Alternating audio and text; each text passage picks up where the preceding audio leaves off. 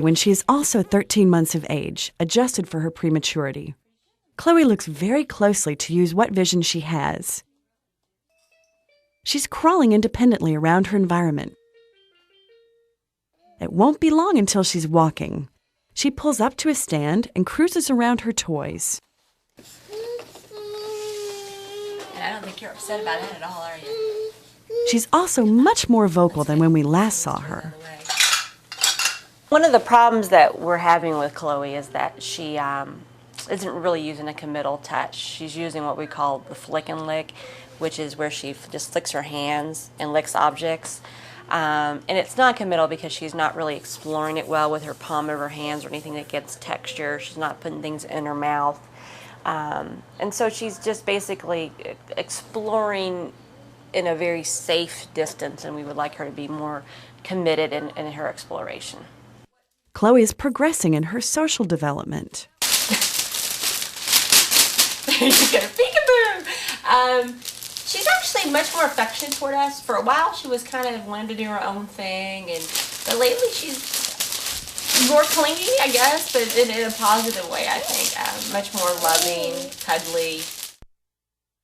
Theo, at 13 months adjusted age, has become much more conversational in his babbling. Yeah.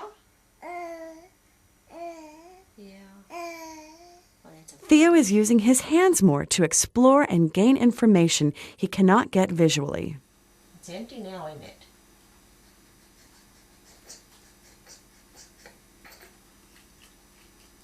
Yeah, it's empty now. Where did the ball go?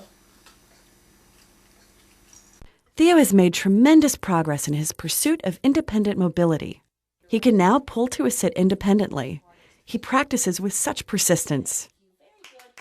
Dawn still works with him on crawling, knowing he's going to do it soon. I need knees. Thank you. Hand up, knee up. Hand up. Thank you. Theo also is doing well with eating finger foods and drinking from a cup.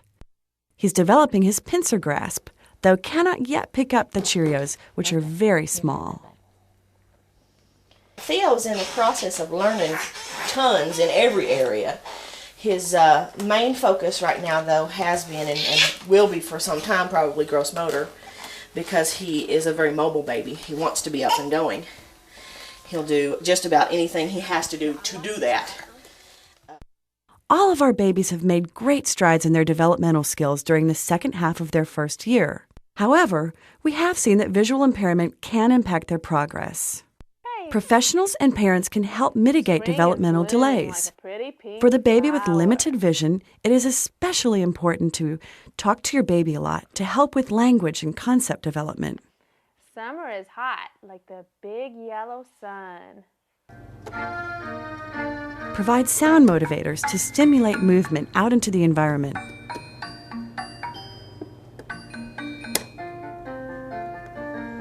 Encourage freedom of movement and safe exploration. Foster self-help skills so your baby can become independent and doing for himself.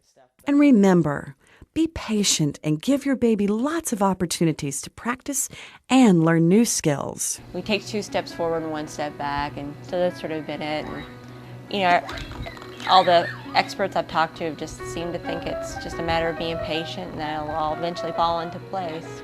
You get a little bit concerned about the future and thinking about going to school and interacting with other children. And we've not had a chance to do too much of that yet, so it's a concern, but I'm kind of looking forward to doing it for the first time.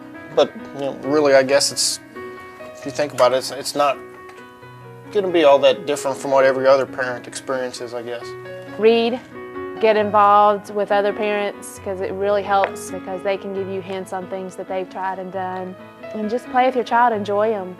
Just because they have a vision impairment doesn't mean that they're not going to be a blessing, because they are.